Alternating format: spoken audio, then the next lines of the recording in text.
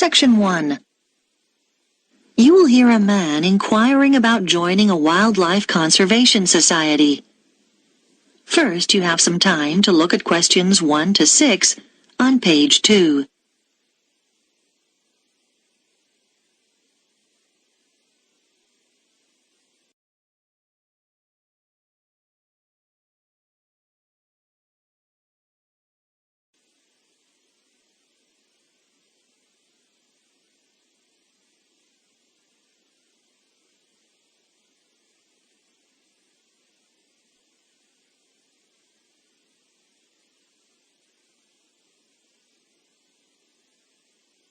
You will see that there is an example that has been done for you. On this occasion only, the conversation relating to this will be played first. Wildlife Conservation Society. Good afternoon. Can I help you? Oh, hello. Yes, I'd like to join, please. Oh, yes, certainly. I'll just get some details from you. Could I have your name? Michael Jones. The caller's name is Michael Jones, so Michael Jones has been written in the space. Now we shall begin. You should answer the questions as you listen, because you will not hear the recording a second time. Listen carefully and answer questions 1 to 6. Wildlife Conservation Society. Good afternoon. Can I help you? Oh, hello. Yes, I'd like to join, please. Oh, yes, certainly. I'll just get some details from you. Could I have your name? Michael Jones. Right. And can I ask where you heard about us? Was it in an advert, or did a friend tell you, or... Neither, actually. It was a radio program. Then I just got your number from the phone book. Oh, right. Now I need some membership details. It's Michael Jones, and the address? 21 Beale Street. Okay. Leeds. Fine. And do you know your postcode? Yes, it's LS14 2JW. Okay. And do you have a daytime telephone number we can contact you on? Yes, you can call me at work. The number's 011-73-586-42. And I can give you my office email address if you like. That'd probably be useful. Yes, please. It's mj@hennings.co.uk. Is that HENNINGS? That's right. Thank you. Now, I just need to ask you some questions about exactly what you want. First of all, how long do you want the membership for? We do 2, 3, and 5-year memberships, and we also do one for life. I think I'll just get the minimum length this time round. Fine. And then the type of membership. We do single, joint, or family, which covers up to 4 children. Well, we haven't got any children, but I think I'll get the joint one because my wife will probably want to do the activities with me. Yes. Fine. Let me see. That'll be £49 altogether then, please. Before you hear the rest of the conversation, you have some time to look at questions 7 to 10 on page 2.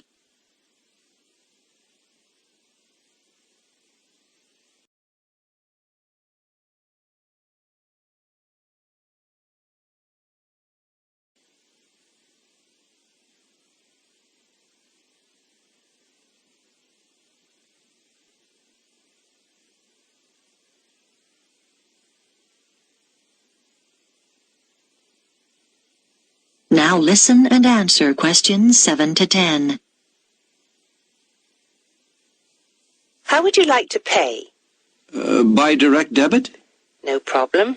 I just need your bank details. Can you give me the name first? It's the Union Bank.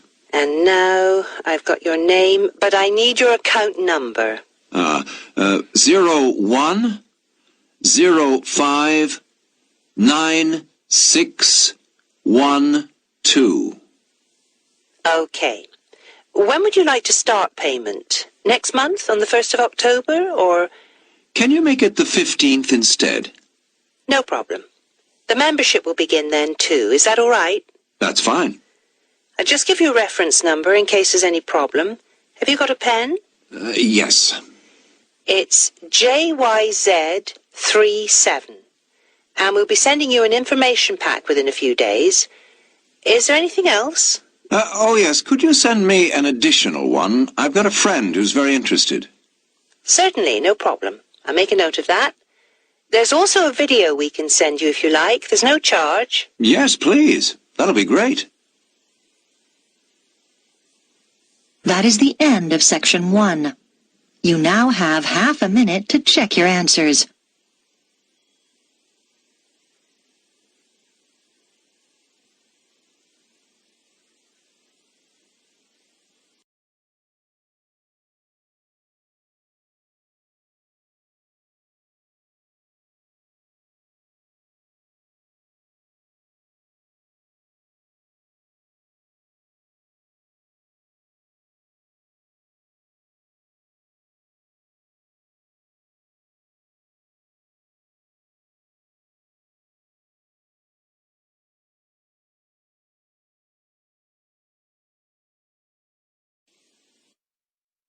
Section 2.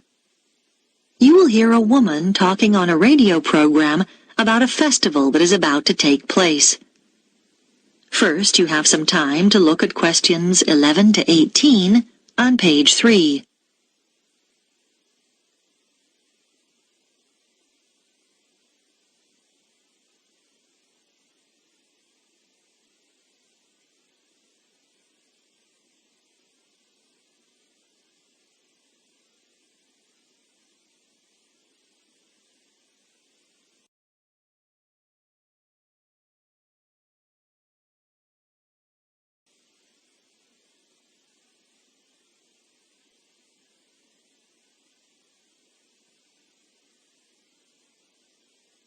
Now listen carefully and answer questions 11 to 18. I have in the studio with me Mary Smith from Yorktown Tourism, who is here to tell us about some of the events happening in our state capital over the next 3 weeks at the Spring Festival. So, Mary, what can we expect to see? Well, it's such an exciting time to be in Yorktown. To kick off the Spring Festival, there'll be a huge firework display down by the lake, starting at 9 p.m. this Saturday, the 4th of September. Over 10,000 fireworks will be set off, all choreographed to music and broadcast simultaneously here on Radio Yorkie. You should get there early if you want to get close to the action. So, bring along a picnic and a blanket, as it could get chilly in the evening.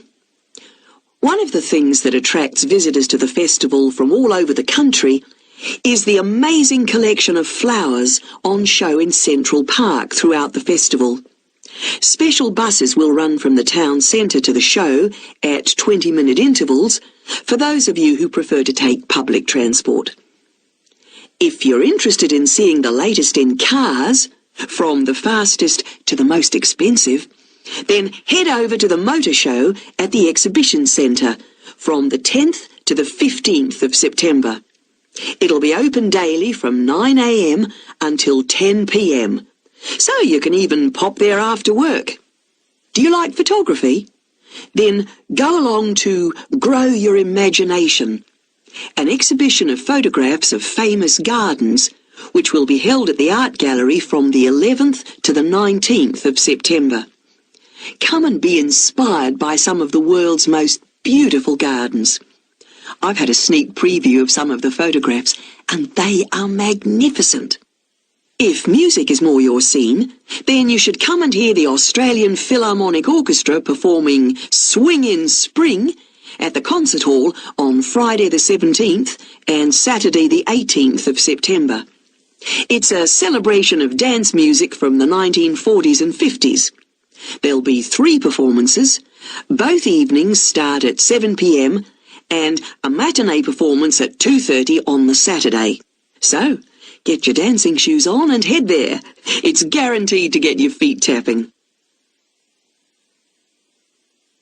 Before you hear the rest of the program, you have some time to look at questions 19 and 20 on page 4.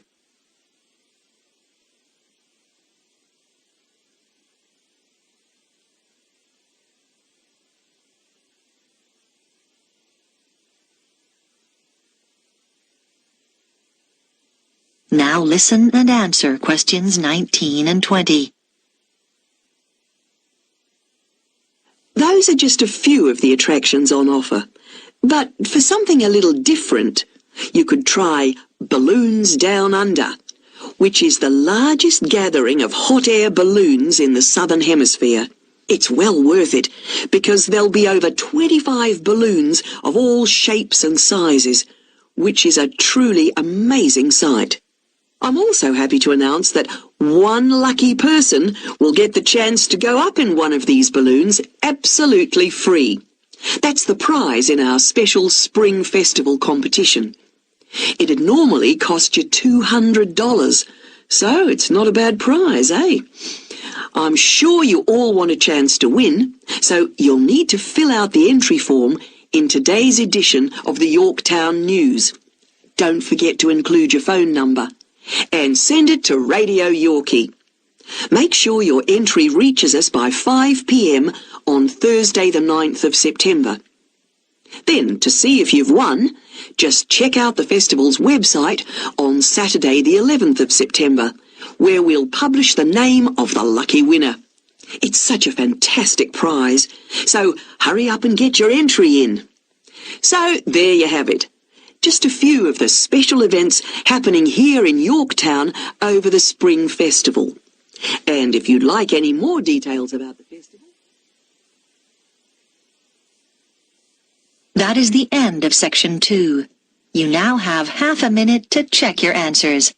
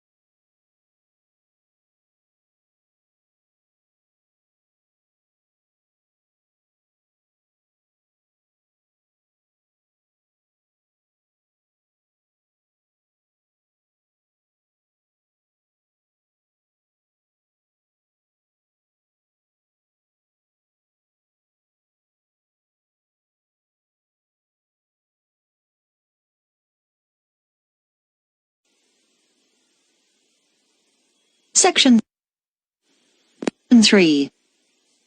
You'll hear a student called Paul talking to a tutor about a course he is thinking of doing. First, you have some time to look at questions 21 to 25 on page 5.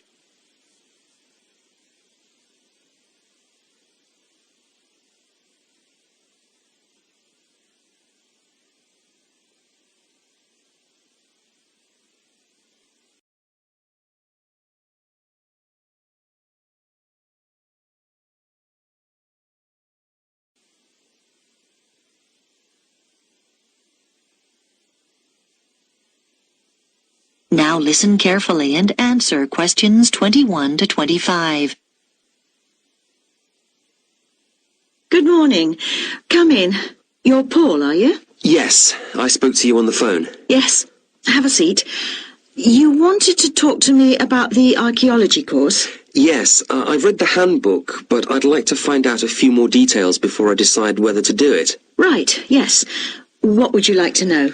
Well, first of all, can I combine the archaeology course with one in anthropology?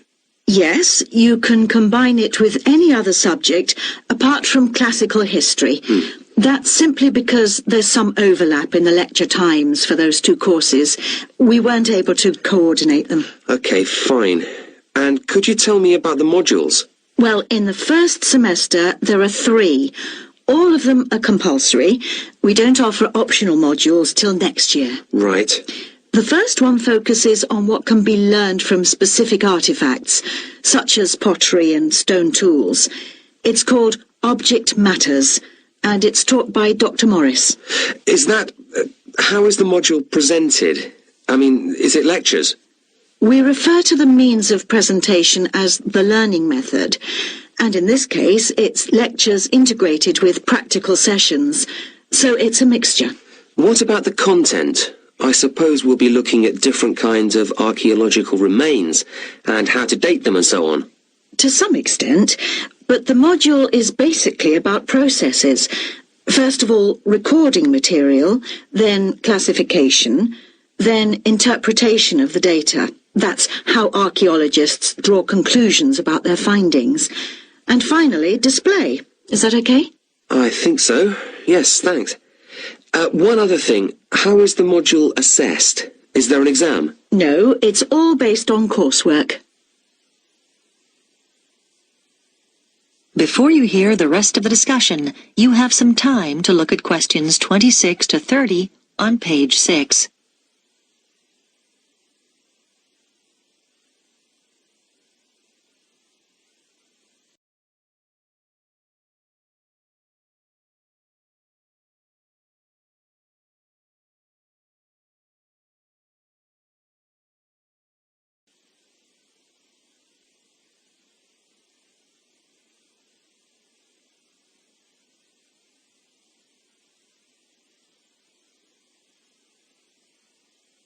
Now listen and answer questions 26 to 30. Okay. And the second module, that's the one called Towns and Cities, is taught by our department head, Professor Elliott. And, as the name suggests, the module's about the origins of built environments and how they developed. That's mainly factual then, I suppose? It is really. And for that reason, the assessment's by examination. But you may be pleased to know it's an oral rather than a written exam, and... It sounds a bit scary. Oh, no, most of our students find they actually enjoy it, so don't worry too much. Okay. And then the title of the third module is Method and Science. And in that, Dr. Thompson will be introducing you to the standard techniques used in archaeological fieldwork and analysis. Things like excavating and dating. What about the learning method for this module? Are there any lectures, or is it all laboratory work? Oh, it's half lab work and half seminars. There aren't any lectures. Then, right at the end of the module, you'll take part in a site survey. The date for that is week beginning the 10th of March, but I can't tell you the location yet. That'll be announced later. But I think you'll find it very useful. Yes, I know someone who went on that last... That is the end of section 3. You now have half a minute to check your answers.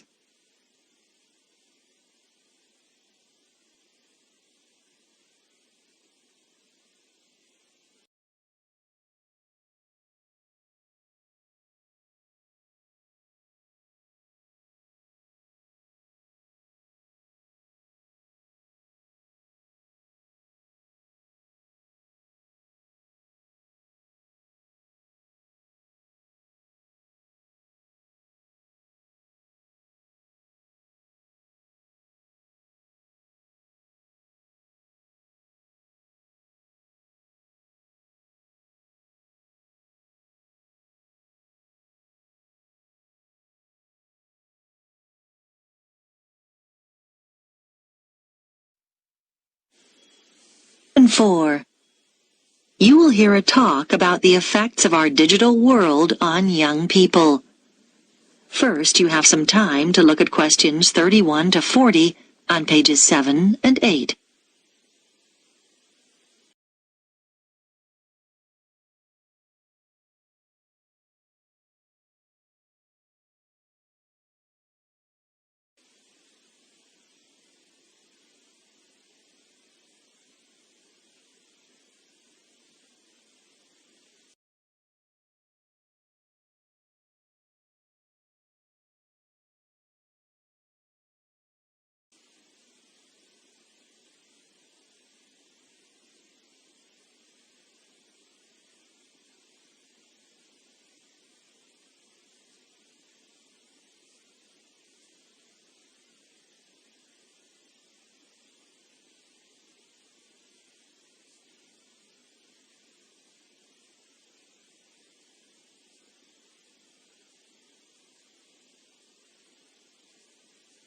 Now listen carefully and answer questions 31 to 40.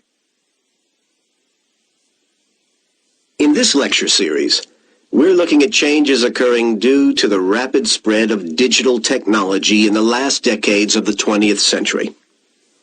By digital technology, I include any computer-related devices such as email, the internet, cell phones, instant messaging, to name but a few. Today's lecture focuses on the ideas of Mark Prensky and what he believes are the major effects that high exposure to digital technology has had on young people today. Firstly, what exactly does Prensky believe? He argues that because today's young people have been born into a digital world and spend hours simply playing with technology, they've changed in fundamental ways. He believes they're evolving differently, and as a result, process information differently from previous generations. It's even possible that these young people's brains have physically changed, although whether this is literally true isn't yet known. Nor does Prensky go quite this far. Prensky divides people into digital natives and digital immigrants. Today's young people are the digital natives, and they belong in this new digital age because they were born into it and grew up as native speakers of the digital language of computer technology, whereas digital immigrants are those born in the generations before the digital age. Just as those who learn a second language often retain their foreign accent, the immigrants are usually, in varying degrees, not quite as effective at speaking the digital language as the natives are. For example, they're more comfortable finding phone numbers using a phone book or looking up information in an encyclopedia, rather than using the internet as a primary source of information. Prensky calls this the digital accent. Another example of the digital accent is scanning a manual for a computer program rather than assuming the program itself will teach you how to use it. Basically, people with a digital accent have never really stopped relying on their original non-digital means of sourcing information. They prefer doing things as they've always done them without typing something into a computer.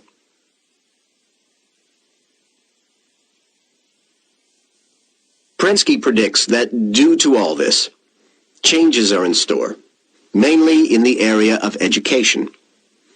But what do other educators and theorists such as Thomas Allen, Samuel James, and Peter Vander believe? Samuel James, from Sydney University, agrees with Prensky's predictions. He believes that educators are no longer successful in the way they teach. However, not surprisingly, Prensky has been criticized by more traditional theorists like Peter Vander and Thomas Allen.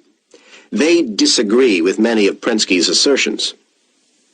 Vander argues that a typical classroom is more varied than Prensky believes, with students coming from a range of backgrounds.